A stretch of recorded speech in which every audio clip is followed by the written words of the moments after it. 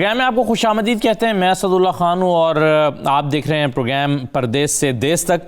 आज के इस प्रोग्राम में हम लाहौर का एक मामला आपके सामने रखने के लिए जा रहे हैं। जो मुतासरा शख्स हैं जिनका नाम हबीब मोहिउद्दीन है, ये लाहौर से इनका ताल्लुक़ है लेकिन ये रहते काफ़ी अरसे से लंदन में हैं।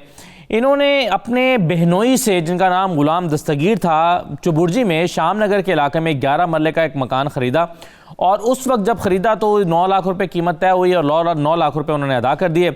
लेकिन कुछ ही दिन गुजरे थे, थोड़ा ऐसा गुजरा था कि उनके बहनोई का इंतकाल हो गया और उनकी जो बहन है ग़ुलाम कुबरा, उन्होंने इसरार किया कि वो कुछ अरसे के लिए उनको इस घर में रहने की इजाज़त दे दें। उन्होंने उन्हें कुछ अरसे के लिए रहने दिया और वो अपने बेटे मुनीर फ़ारूक के हमरा वहाँ पर वो रहती रहीं। लेकिन हुआ ये कि इन्होंने जब मुआहिदा जब तय पाया था कि 30 मई 2008 को इन्होंने अपने भाई को मकान जो है वो वापस करना था, उनकी बहन तो वहाँ पर कुछ अर्सा क़याम करने के बाद वहाँ से मुंतकिल हो गई, लेकिन जो उनका भांजा है यानी बहन का जो बेटा था मुनीर फ़ारूक, वो अभी तक वहाँ पर नाजायज़ तौर पर, इनके बकौल नाजायज़ तौर पर काबिज़ है और 2 मरतबा इनके बकौल फ़ैसला भी उनके हक़ में आ चुका है। लेकिन मुनीर फ़ारूक जो हैं वो हर बार स्टे ऑर्डर ले लेते हैं, जिसकी वजह से अभी तक हबीब मोहिउद्दीन साहब को उनका कब्ज़ा नहीं मिल पा रहा, जिसकी कीमत उन्होंने अपने मरहूम बहनोई को अदा कर दी थी। लेकिन उनके मरहूम बहनोई का बेटा यानी कि अपनी बहन का बेटा यानी कि भांजा वहाँ पर इनके बकौल नाजायज़ तौर पर काबिज़ है। अब देखते हैं कि इसमें दोनों जो पार्टीज़ हैं, दोनों फरीक हैं, उनका मौक़िफ़ क्या है। ये हम जानेंगे आज के प्रोग्राम में और देखेंगे कौन सही कह रहा है और किसकी राय में वज़न है। फ़ैसला दोबारा अदालत में करना है क्योंकि मामला अब भी अदालत में है। हमारे साथ हबीब मोहिउद्दीन साहब मौजूद होंगे, इनसे जो कि मुतासरा शख्स हैं जिनकी कहानी हमने आपके सामने रखी है। इसके अलावा इनके वकील चौधरी लियाकत अली सिंधु भी हमारे साथ मौजूद होंगे। इसके अलावा खावर मुगल साहब हमारे साथ मौजूद हैं जो कि हमारे नुमाइंदे हैं, इन्होंने स्टोरी पर काम किया, इन्वेस्टिगेट किया, इसको उनसे बात करेंगे। और इस स्टोरी के जो फ़रीक मुखालिफ हैं, दूसरे फ़रीक हैं, फ़रीक दोयम हैं मुनीर फ़ारूक, जिनके बारे में हबीब साहब ये कहते हैं कि ये मेरा भांजे हैं और ये मेरे मकान पर काबिज़ हैं, उनसे भी हम बात करेंगे। और उनके वकील मोहम्मद उस्मान भी हमारे साथ मौजूद होंगे और माहिर कानून वकार मुश्ताक टूट साहब से भी हम इस पर राय लेंगे। सबसे पहले खावर मुगल साहब, आप बताइए, ये पैसे इन्होंने मुकम्मल अदा कर दिए और इनकी बहन ने अभी मुद्दत पूरी नहीं हुई थी यहाँ पर रहने की, तो क्या उस दौरान उनके बहनोई का इंतकाल हो गया? इन्हें भी घर उन्होंने खाली नहीं किया था तो इंतकाल हो गया, तो बहन ने इसरार किया कि अब चूंकि मेरे शौहर फौत हो गए हैं तो आप मुझे कुछ दिन यहाँ पर रहने दें। जो स्टोरी मुझे पढ़कर समझ आ रही है वो ये कि उन्होंने फिर उनको इंसानी हमदर्दी के तहत कि मेरी बहन बेवा हो गई हैं, चलें कुछ अर्सा इनको और यहाँ पर क़याम करने देते हैं। लेकिन कुछ अर्सा जब और क़याम करने दिया तो इनके जो भांजे थे यानी बहन के बेटे, वो उन्होंने उसके बाद वहाँ से निकलने से इनकार कर दिया और कोई कानूनी रास्ता इख्तियार कर लिया। क्या कहानी है मुकम्मल? जी बिल्कुल, अगर हम कागजात देखें तो कागजात में जो है वो रजिस्ट्री जो है और जो तमाम तर जो कागज़ हुए हैं उसमें जो है वो बाकायदा तौर पर मकान सेल हुआ है और मोहिउद्दीन साहब ने जो है वो मकान इनसे ख़रीदा है। लेकिन दूसरी जानिब जो मेरी मुनीर फ़ारूक से बात हुई, जो कि अभी उस मकान में रहाइश पजीर है और उसे अदालत ने स्टे ऑर्डर भी उसने लिया हुआ है अदालत से, उसका ये कहना है कि जी 90s की बात है, 91 में तकरीबन उसने जो है ये मकान जो है वो बाकायदा एक किसी उसके अजीज़ ने जो है वो बैंक से लोन लिया था। जब बैंक से लोन लिया तो ये उसमें ग्रंटर थे, इनकी जो मकान की रजिस्ट्री है वो एज अ ग्रंटी वहां पर यूज हुई। लेकिन चूंकि ये लोन वापस नहीं दे सका तो इसने जो लोन वापस नहीं दिया तो बैंक ने जो है वो इनकी जो रजिस्ट्री थी वो अपने कब्जे में ली और बाद अज़ां जो है वो उसकी ऑक्शन की गई। तो उस ऑक्शन में जो है मोहिउद्दीन साहब ने जो है वो इसकी पेमेंट की और पेमेंट करके जो है वो बाकायदा ये मकान खरीद लिया और इसकी रजिस्ट्री जो है वो अपने नाम भी ट्रांसफर करवाई। लेकिन मुनीर फ़ारूक का कहना है कि उनके अपने मामू के साथ ये कॉन्ट्रैक्ट हुआ था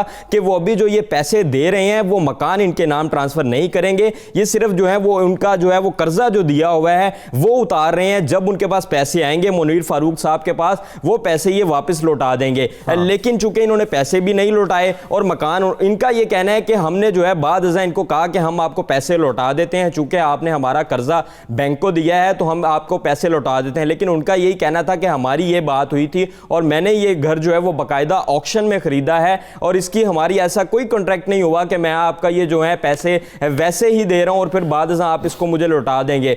दूसरी जानिब जो अभी तक जो कागजात हैं, जो रजिस्ट्री है, वो तमाम तर मोहिउद्दीन साहब के ही नाम पर है और उस वक्त जब ये तमाम तर मामला हुआ, इनका एग्रीमेंट साइन हुआ, तो इनकी जो वालदा थी अभी तो वो जो है वो खुद मोहिउद्दीन साहब के ही दूसरे घर में रह रही हैं, चूंकि मोहिउद्दीन साहब तो खुद पाकिस्तान में नहीं होते, लेकिन जो इनका बेटा है वो अभी तक जो है उसी घर में है और उसका यही कहना है कि ये मकान जो है वो उन्होंने बिल्कुल नहीं बेचा था, क्योंकि ये उसके दादा का मकान था जो बाद अज़ां उसके बाप के ट्रांसफर हुआ और अब जो है वो उसकी मलकियत है।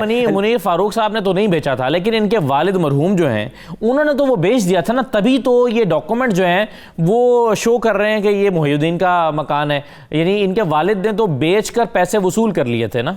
बिल्कुल, उन्होंने बेच दिया था। तमाम तर डॉक्यूमेंट्स भी यही दिखा रहे हैं कि जी मकान उनके नाम पर है, रजिस्ट्री उनके नाम पर है, लेकिन मुनीर फारूक का यही कहना है कि हमने ये मकान नहीं बेचा था, मेरे वालिद साहब ने ये मकान नहीं बेचा था, सिर्फ जो ग्रंटर थे, ग्रंटर पे जब वो उनको तो पैसे देना पड़े, सेल डीड है उस पर क्या इनके वालिद का दस्तखत मौजूद नहीं है, अंगूठे के निशान मौजूद नहीं है?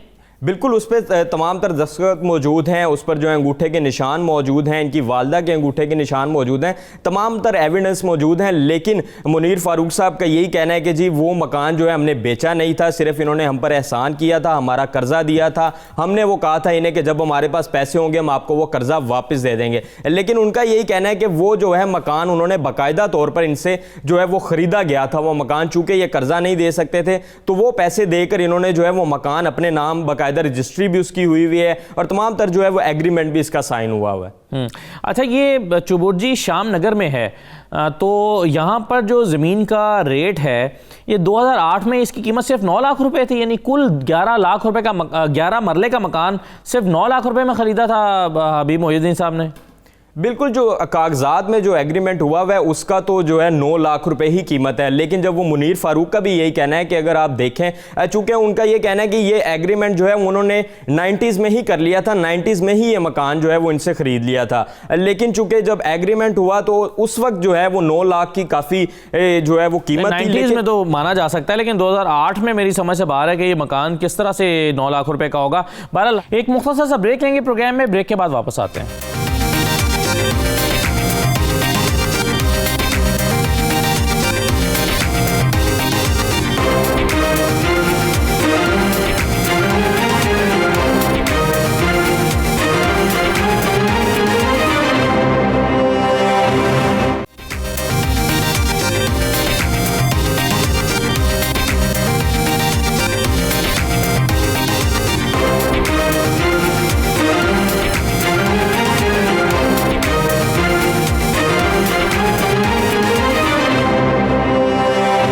आपको दोबारा खुशामदीद कहते हैं। हबीब मोहिउद्दीन साहब, आपने ये 9 लाख रुपया अदा कब किया था, यानी आपकी ये कब डील कब हुई थी इनसे कि हम ये 9 लाख रुपए का मैं आपसे मकान खरीद दूंगा, और आपने कब अदा कर दिए थे वो पैसे?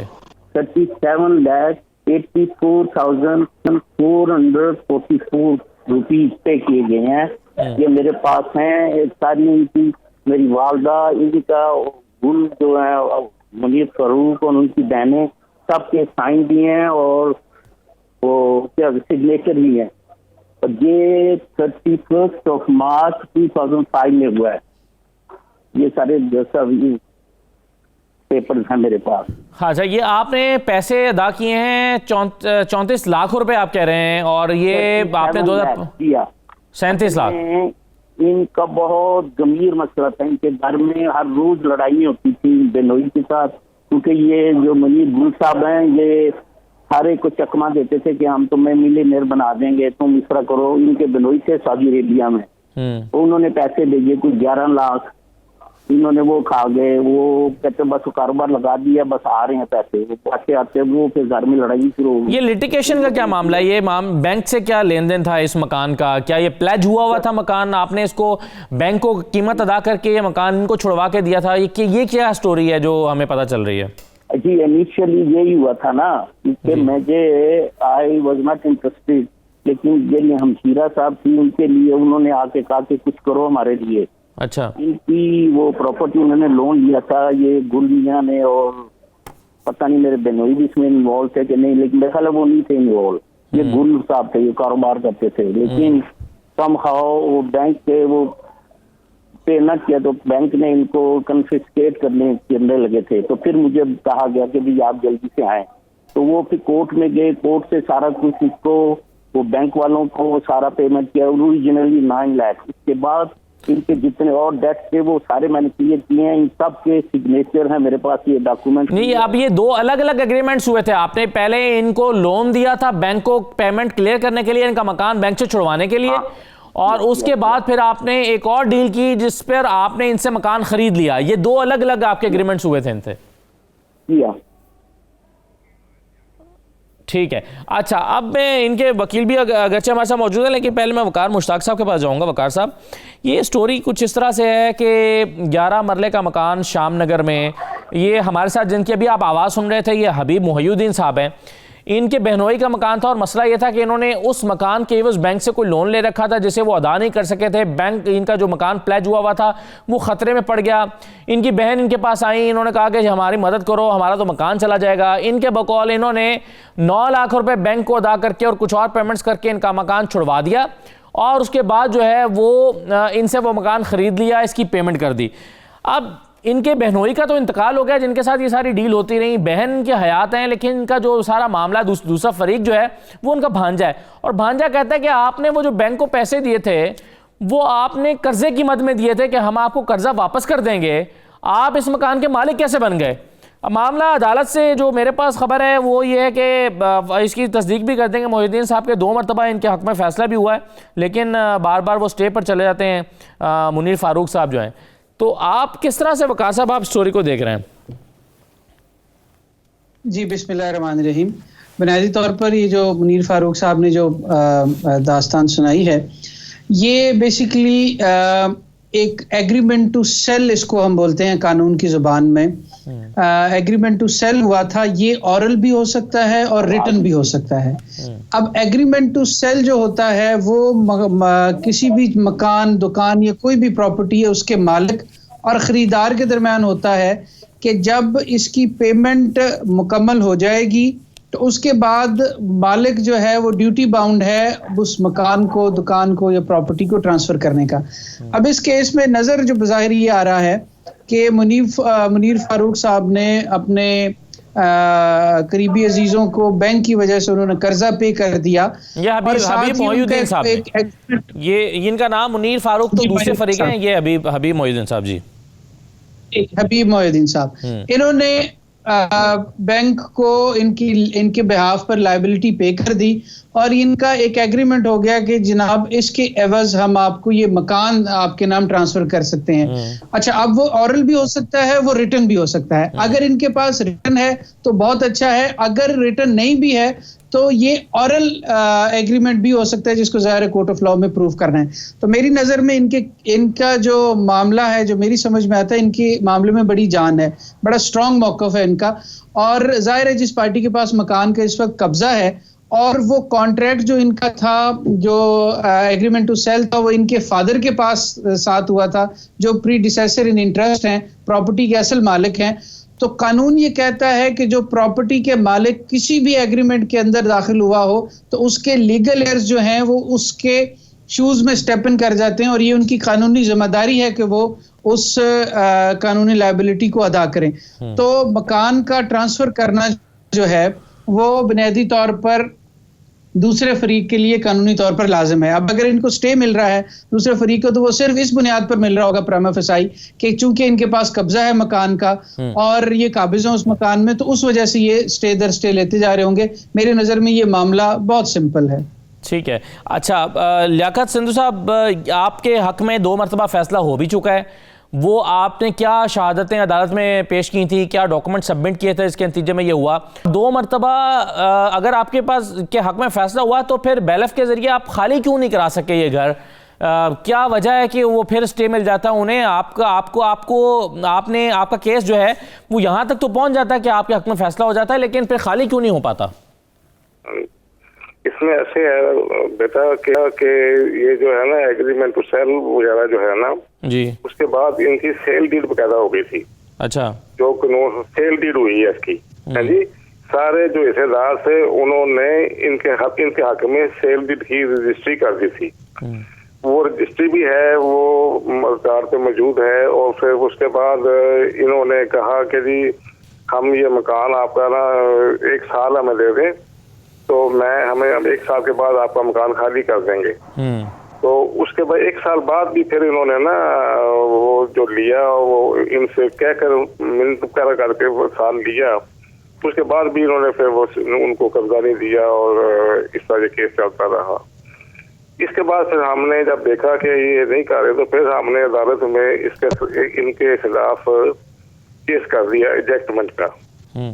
जब वो इजेक्टमेंट का केस किया तो उसके बाद ये सारे जो है इजेक्टमेंट में इनको पार्टी बनाया गया, इनको बुलाया गया। इनके एक बहन भी है गुलाम कुबरा, है जी जी जी गुलाम कुबरा इनकी हकीकी बहन है, हबीब मोइनुद्दीन साहब की, वो भी है। और वो जो ये है मुनीर फारूक भी है जी। इन्होंने फिर वो उनके खिलाफ ना वो उन्होंने इजेक्टमेंट का किया, ये इन्होंने बगैर तमीलें की, पेश हुए हैं जी। उसके बाद हमारी शहादतें भी हुई हैं जी। तो वो शहादतों में भी सारा केस चला गया। फिर वो ये हमारे हबीब मोइनुद्दीन साहब के इस केस की डिग्री हो गई, ठीक है जी। फिर हमने वो जब डिग्री हो गई तो उसके अजरा के लिए एक्सिक्यूशन के लिए जैसे आपने फरमाया कि हमने वो दरख्वास्त दे दी।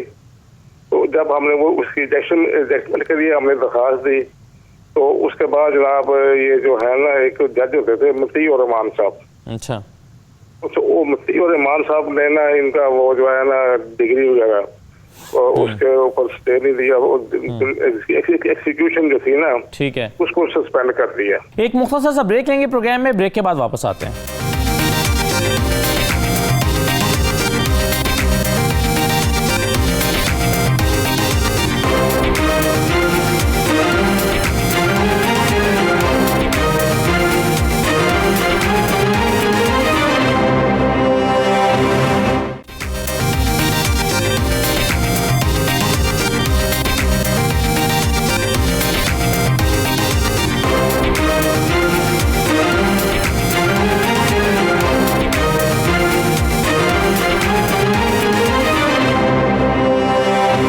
एक बार फिर खुशामदीद।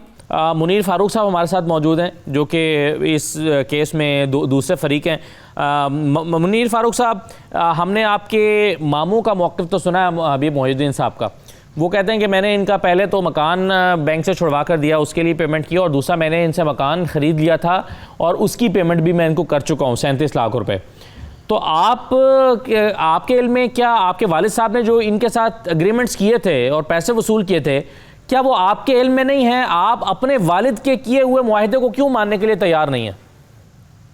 वालिद साहब तो 95 में फौत हो गए थे। वालिद साहब के साथ तो बात ही नहीं हुई। ये तो बात हुई है मेरे साथ हुई है या फिर मेरी वालदा के साथ हुई थी, जो कि इस वक्त उनके यहाँ रिहाइश पजीर है। अच्छा। उन्हीं के घर में ठहरी हुई है मेरी वालदा। हाँ। जो इनकी माँ बराबर है, यानी कि उनकी वो मेरी वालदा इनसे तकरीबन 20 साल बड़ी है। अच्छा।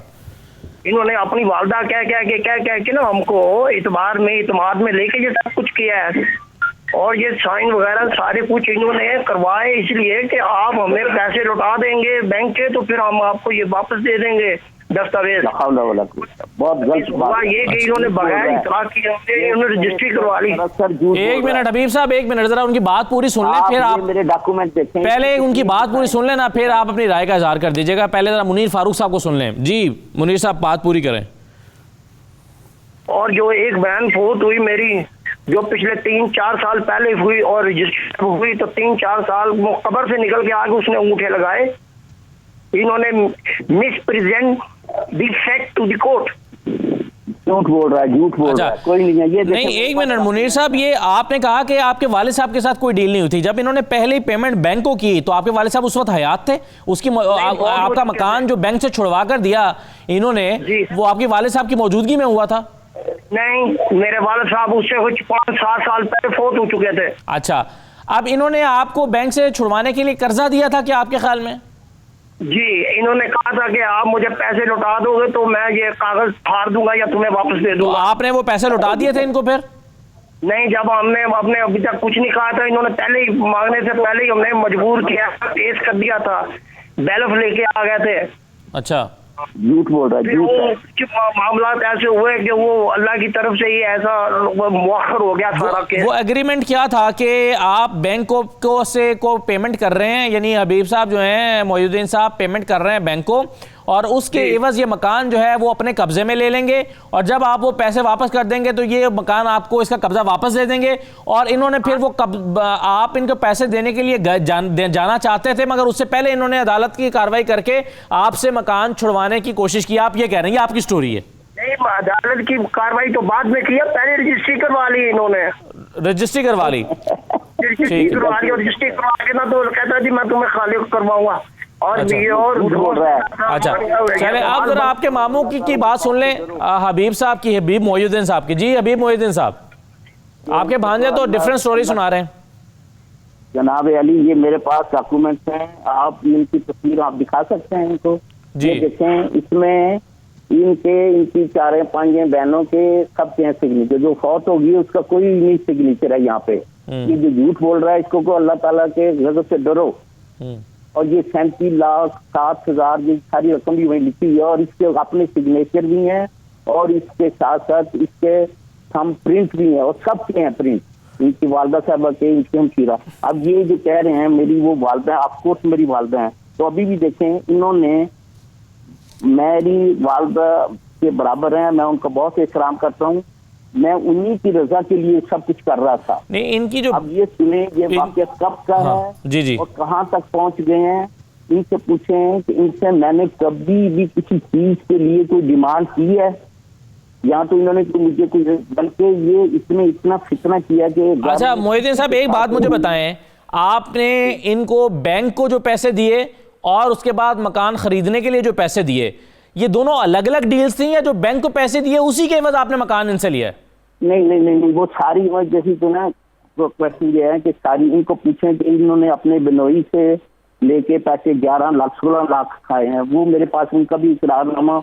नहीं, वो छोड़ देना, जो बात मैं पूछ रहा हूं आपसे, मुझे बताएं कि आपने बैंक को जो 9 लाख रुपए दिए उसी के एवज आपने मकान लिया इनसे, या मकान लेने के अलग पैसे आपने इनको दिए?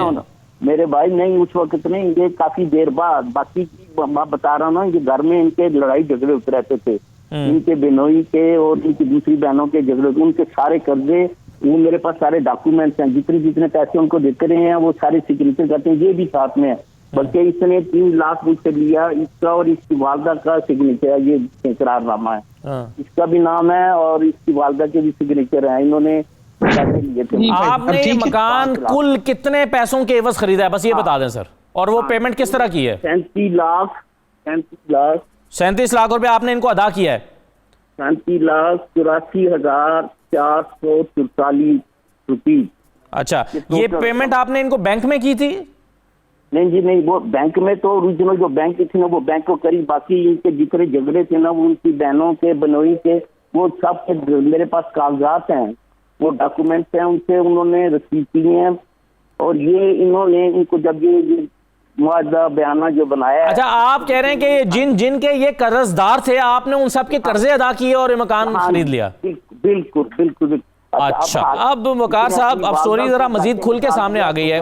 हबीब मोइनुद्दीन साहब कहते हैं कि इन्होंने बैंक के पैसे भी देने थे, अपने बहनोई के देने थे, और लोगों के रिश्तेदारों के देने थे, जितने लोगों की इन्होंने पेमेंट करनी थी, मैंने वो 37,84,000 और कुछ 400 रुपए वो सारे इनके अदा किए, और उसके नतीजे में ये जो मकान है वो मेरे नाम पर ट्रांसफर होना था, ये मेरी डील हुई थी। और हबीब साहब, ये डील आपकी मुनीर फारूक साहब से हुई थी या इनके वालिद से हुई थी? नहीं, इनसे फारूक से, क्योंकि वालिद साहब के गुजर चुके थे। ओके, 2005 में हुआ है, मार्च में। अच्छा, 2005 में हुआ है जी। मेरे भी सिग्नेचर हैं। ठीक है जी वकार साहब, आप कहिए जरा, दोनों पार्टियों का मौक़िफ़ सुना आपने। जी बिल्कुल, गुजारिश ये है कि जिस तरह से ये अनफोल्ड हुई है स्टोरी, उससे बज़ाहिर लगता ये है कि जिस तरह मोहतरम वकील साहब ने भी ये बताया कि ना सिर्फ एग्रीमेंट टू सेल हुआ, बल्कि कि रजिस्ट्री इनके हक में बन चुकी है। तो जब रजिस्ट्री बन गई, जब तो इनका तो मुकम्मल तौर पर राइट क्रिएट हो गया उस मकान के ऊपर।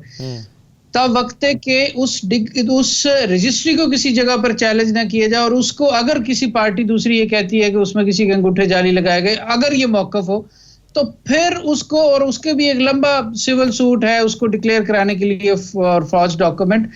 अब मुझे ये सारी बातें सुनने से ये लग रहा है कि उन पैसों की मकान की कीमत अदा कर दी गई थी, एग्रीमेंट टू सेल भी हुआ, और उसके furtherance to that agreement to sale and payment, उसके बाद एक रजिस्ट्री भी तैयार हो गई। तो जब इनके वालिद के सारे लीगल एयर्स ने वो रजिस्ट्री तैयार करके दे दी तो फिर इनका केस बहुत कमजोर हो जाता है।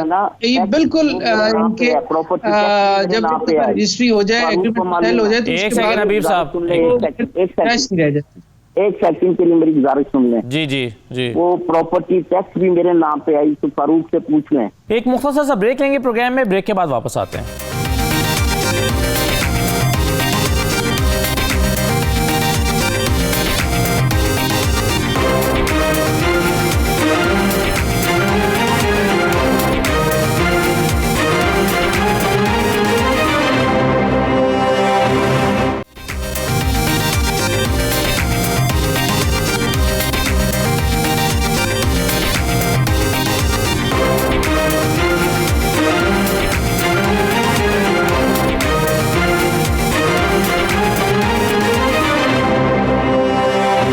आपको दोबारा खुशामदीद कहते हैं जी। मुनीर फारूक साहब, ये आप अब उन्होंने जाहिर है उनके पास इतने डॉक्यूमेंट्स मौजूद थे तो उन्होंने अपने हक में रजिस्ट्री करवा लिया ना। अब रजिस्ट्री उनके हक में हो गई है, 2 मरतबा कोर्ट उनके हक में फैसला कर चुका है, तो आपके पास ऐसा कौन सा डॉक्यूमेंट है जिसके नतीजे में आप कह रहे हैं कि ये गलत कह रहे हैं आपके मामू? रिश्ते जो होते हैं ना एतबार के होते हैं, और कोई रिश्ता नहीं होता जी। जब बात हुई, जब इन्होंने बैठ के मेरे साथ तय किया, इसके एक मुंशी थे फारूक साहब, उनका भी नाम फारूक है, उम्र फारूक, ये मामा साहब के झूठ बोल रहा है, दाढ़ी है, बात शरीयत और तरीकत जानते हैं। उन्होंने आके मुझसे जो बात की थी, तो उन्होंने जो बात की उस पर कोई पूरा नहीं उतरा, जो उनके साथ मेरे तय मामलात हुए थे। तो तुम्हें इंग्लैंड बुलाया जाएगा, वहाँ जो मामू से थोड़े से पैसे लिए हैं वहाँ उनको उतार दीजिएगा, ये कर दिया, इसमें हम तुम्हारे भाई हैं, मामू तुम्हारे वालिद हैं, क्या हो गया तुम्हें इतना करके ना।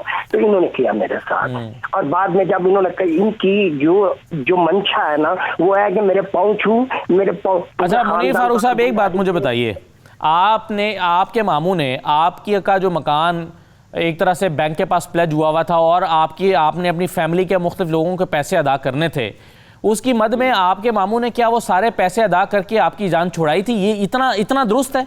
मैं आपको बताता हूँ, मामला जो है ना ये खुद बड़े हैं। इन्होंने कहा है कि मैं आपके पैसे उतार देता हूँ, आप मुझे साइन दे दें।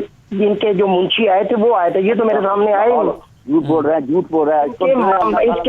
इनका जो मुंशी था ना वो आया था। मामू नहीं, मगर ये इन्होंने सिर्फ बड़े होने की वजह से आपको मुसीबत से निकालने के लिए आपकी मदद की थी? हाँ जी, इन्होंने मुझे ये कहा था कि आप जो है ना, तो मैंने नहीं कहा था, इनके मुंशी ने मुझसे बात की थी। अच्छा। और जब बात हो गई, इन्होंने ना मेरे को लिए कोई बंदोबस्त किया, ना मुझसे कुछ पूछा। इन्होंने बजाय ये पूछने, इन्होंने सबसे पहले रजिस्ट्री करवाई। अच्छा।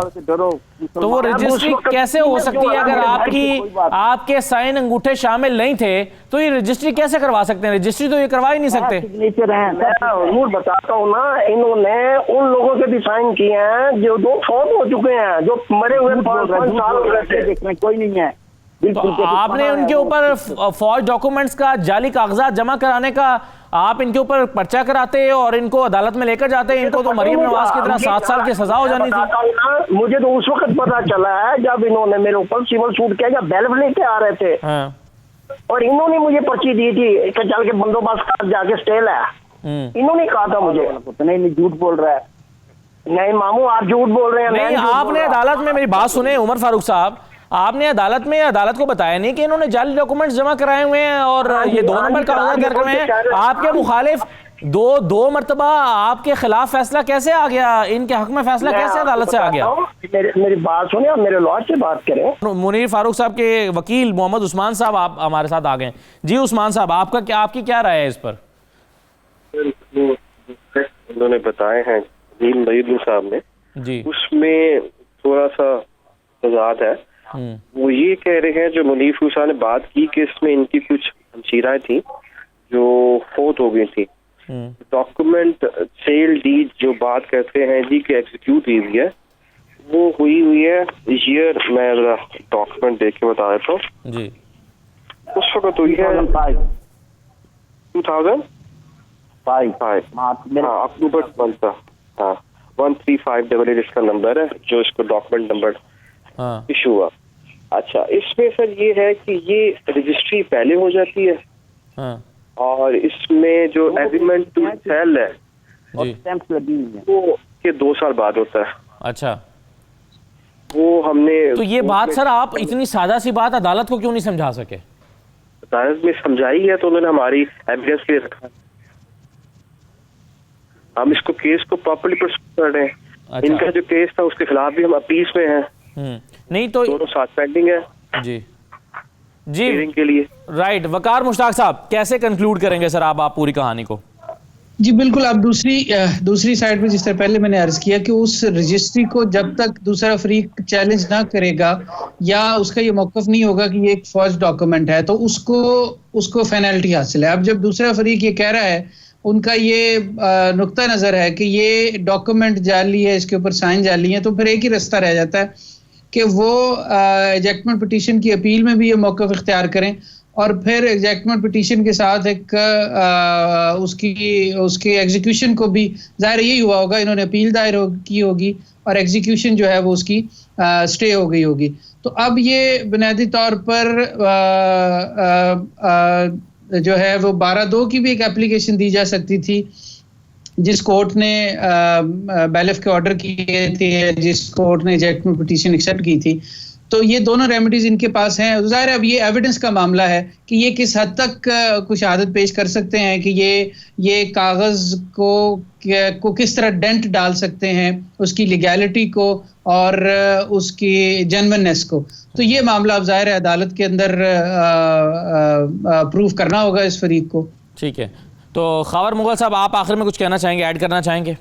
बिल्कुल, जो आपको मैंने जैसे कि पहले बताया, जो मुनीर फ़ारूक हैं वो कर्ज़ा जो है इनके अपने बहनोई ने जो है वो लिया हुआ था और वही कर्ज़े की सारी स्टोरी है कि वो मोइनुद्दीन साहब ने दिया और इनके आपस में भी घर में काफ़ी तनाज़ात चल रहे थे। जैसे कि मोइनुद्दीन साहब ने बताया कि मुनीर फ़ारूक की जो अपनी वालदा हैं वो भी इसके साथ अपने घर में नहीं रह रही, वो बल्कि कोई कनाल रोड पर मोइनुद्दीन साहब का ही घर है, वहीं पर वो भी रहाइश पजीर हैं। तो इनके जो है घर में भी काफ़ी तनाज़ात वगैरह चल रहे थे और इस मकान का भी काफ़ी मसला और इन्होंने जो है वो कर्जे वगैरह भी देने थे और मोइनुद्दीन साहब ने जो है वो तमाम तर कर्जे दिए और जो है वो बाकायदा उन्होंने पेमेंट की। ऐसे ही तो रजिस्ट्री जो है वो ट्रांसफ़र नहीं हो जाती, रजिस्ट्री जो है वो बाकायदा अंगूठे लगे हैं, सबके साइन हुए हैं, बाकायदा एग्रीमेंट हुए हैं, फिर ही जो है वो मकान ट्रांसफ़र हुआ है। और 2 बार जो है वो अदालत ने भी इनके हक़ में फ़ैसला दिया है, बाद अज़ां जो है वो इनको स्टे ऑर्डर मिला चूँकि ये वहाँ पर रिहाइश पजीर हैं। तो सारा ये मामला है असल पे तो जो अगर हम कागज़ देखें, सारे डॉक्यूमेंट्स देखें तो वो मोइनुद्दीन साहब का पलड़ा भारी लगता है, लेकिन बहरहाल फैसला अदालत ने करना है। मैं तमानों का शुक्रिया अदा करना चाहूँगा। ख़ावर आपका भी बहुत शुक्रिया। हबीब मोइनुद्दीन साहब, लियाकत सिंधु साहब, मुनीर फ़ारूक साहब, मोहम्मद उस्मान उनके वकील थे और वकार मुश्ताक तूर साहब, आप सबका बहुत शुक्रिया। प्रोग्राम का वक्त ख़त्म हुआ, मुझे इजाज़त दीजिए। अल्लाह हाफ़िज़।